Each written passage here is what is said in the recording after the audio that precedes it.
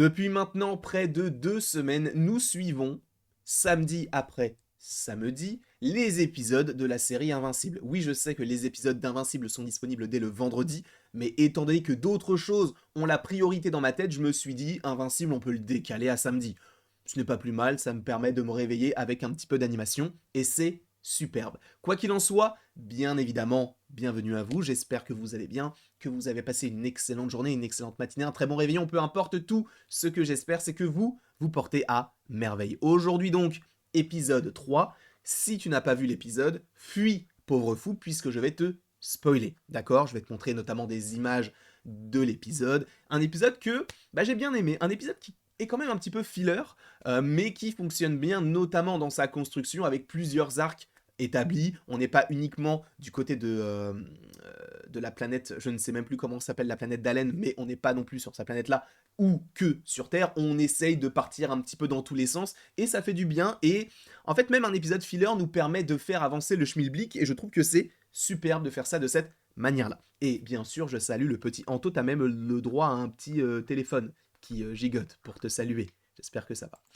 La petite, la petite université. Oui, c'est une université puisque oui, nous avons donc Mark Grayson qui, je vous le rappelle, dans l'épisode précédent, a reçu son diplôme de fin d'études, notamment au lycée, et il s'en va dans une université avec son colocataire, son meilleur ami, que dis-je.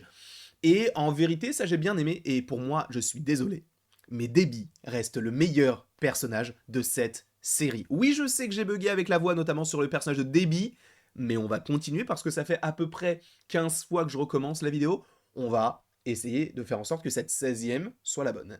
Du coup, oui, j'aime beaucoup le personnage de Debbie, donc la maman de Mark Grayson, qui a une évolution qui, moi, me plaît beaucoup, mais on l'a vu au début, on l'a vu un petit peu au milieu, on l'a vu aussi à la fin, et c'est un personnage sur lequel on reviendra par la suite. Mais donc oui, il y a une certaine évolution du côté de Mark Grayson, on n'est pas non plus sur Cécile qui l'appelle incessamment, où on se dit, bon, bah, comme l'épisode précédent, on va l'envoyer dans l'eau, on va l'envoyer à tel endroit, tel endroit, tel endroit. Non, là, on se focalise surtout sur ses études, même si en réalité, on n'a toujours pas vu de cours avec lui, puisque ce qui va être intéressant concernant son évolution, c'est eh bien la petite relation. Voilà, je ne vais pas forcément rentrer dans les détails, mais bon, oui, il avance dans la vie, et notamment dans sa vie très personnelle, et du coup, ça c'est plutôt intéressant parce que bah, tu te dis, bah oui, il évolue comme quelqu'un qui aimerait évoluer dans ce sens-là.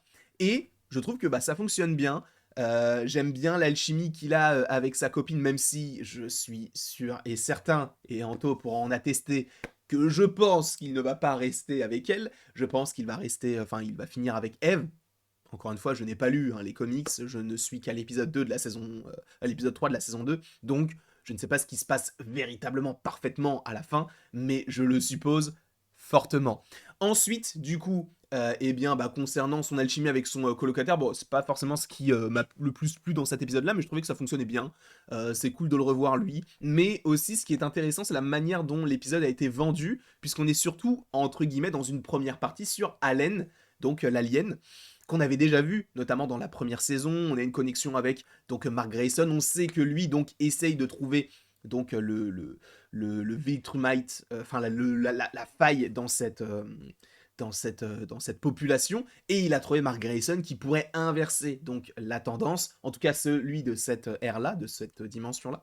Et donc on a ce personnage donc de d'Allen que l'on va suivre jusqu'à la moitié de l'épisode, et c'est ça aussi que j'ai trouvé assez intéressant, c'est que on a un générique, enfin un générique de fin à la moitié de l'épisode. Au début je pensais que l'épisode était beaucoup plus court que les autres, mais en fait non, c'est que on a fini cet arc sur Allen et après on passe sur autre chose. Alors est-ce qu'il est véritablement mort, puisqu'en gros il va rapporter certains faits à Thaddeus, peu importe, ce petit fils de chien qui va finir supposément par le tuer, puisque il a quand même été mis à rude épreuve concernant du coup les Viltrumites, qui également cherchent des réponses sur le Omniman qui aurait laissé la planète sur laquelle il était, qui aurait annulé entre guillemets sa mission, et qui aurait eu un fils.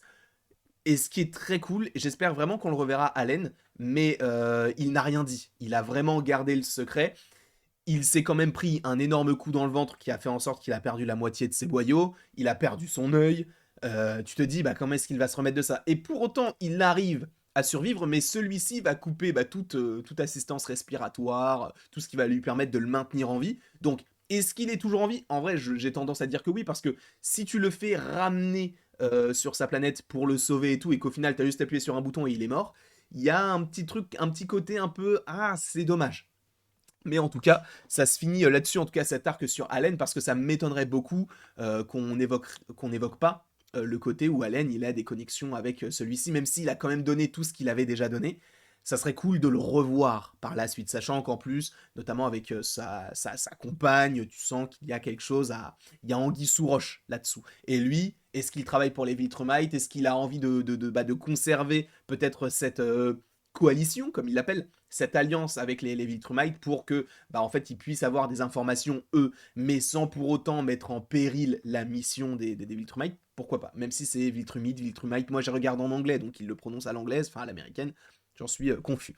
Donc on termine l'épisode là-dessus, après on a un petit arc sur je ne sais même plus comment elle s'appelle, mais celle qui se multiplie et celui qui est habillé en rouge et jaune. Je suis confus, je ne me souviens plus des prénoms, mais étant donné qu'ils ne sont pas forcément extrêmement importants dans l'épisode, je vais vite passer sur Monster Girl et Rudy parce que j'ai bien aimé. Alors même si c'est pas forcément un moment qui est, on va dire, nécessaire dans l'épisode, le fait qu'on puisse avoir deux ados, deux enfants qui puissent vivre une vie d'ado et d'enfant, bah ça fonctionne bien. Ils découvrent le hamburger, ils découvrent le cinéma.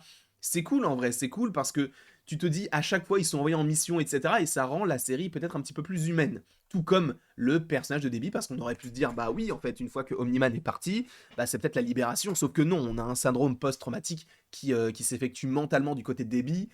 Lui, c'est le pire des fils de pute. Je suis désolé, mais là, lui, c'est pas un fils de chien, c'est un fils de pute. Dans le sens où il va s'en prendre à Debbie, parce que bah Omniman a tué sa compagne, sauf que bah Debbie elle n'y est pour rien. Donc qu'est-ce que tu veux faire? Pourquoi tu lui rentres dedans? Donc en vrai, j'espère que Debbie va le remettre à sa place. Je pense qu'elle va se remettre de tout ça. Et je pense qu'elle va devenir beaucoup plus forte qu'il n'y paraît, en tout cas, au moins mentalement.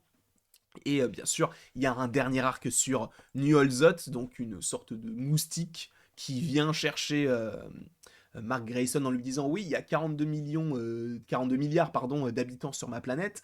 Bah écoute, on a peut-être besoin de ton aide, donc tu vas devoir venir avec moi. Et là, grosse stupéfaction, on tombe sur Omniman qui dit genre bonjour mon fils, et lui il dit papa. Alors moi je pense sincèrement qu'on n'est plus sur notre Terre.